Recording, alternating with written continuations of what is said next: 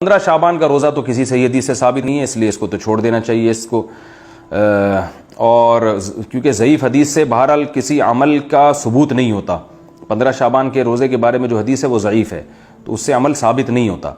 اور باقی کوئی مخصوص عبادت نہیں ہے۔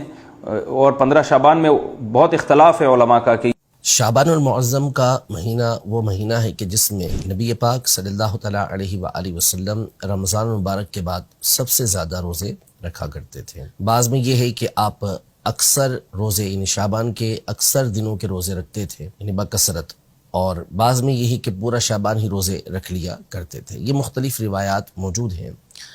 تو یوں شعبان المعظم کے مہینے کے اندر جو روزہ رکھنا ہے یہ تو احادیث صحیحہ سے ثابت ہے، نبی پاک صلی اللہ علیہ وسلم کا عمل اس میں ثابت ہے۔ اب رہا خاص 15 شعبان المعظم کا روزہ رکھنا، تو اس حوالے سے بھی ایک حدیث مبارکہ جو سنن ابن ماجہ کے اندر موجود ہے،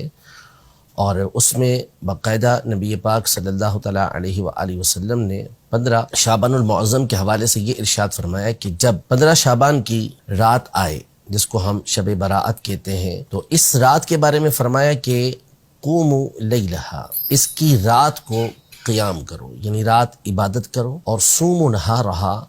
اور اس کے دن میں روزہ رکھو۔ تو خاص اس دن کے حوالے سے نبی پاک صلی اللہ علیہ وسلم نے روزہ رکھنے کا حکم ارشاد فرمایا۔ اگرچہ کہ سند کے اعتبار سے اس حدیث پر کلام کیا گیا ہے، ایسے ضعیف کہا گیا ہے، لیکن جس طرح اصول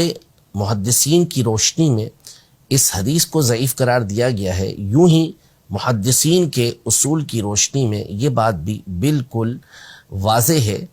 کہ فضائل اعمال کے اندر جہاں پر کسی عمل کی فضیلت آئی ہو، ترغیب دی گئی ہو، تو اس میں ضعیف حدیث پر عمل کرنا یہ بالکل جائز اور مستحب کام ہوتا ہے۔ تو نبی پاک صلی اللہ تعالیٰ علیہ وآلہ وسلم کی اس حدیث مبارکہ کی روشنی میں خاص 15 شعبان کا روزہ رکھنے کا حکم بھی ہوا، اور اس رات قیام کرنے کا یعنی عبادت کرنے کا بھی حکم ہوا، اور ویسے بھی دیگر احادیث طیبہ جو صحیح ستہ کے اندر موجود ہیں، صحیح حدیثیں ہیں،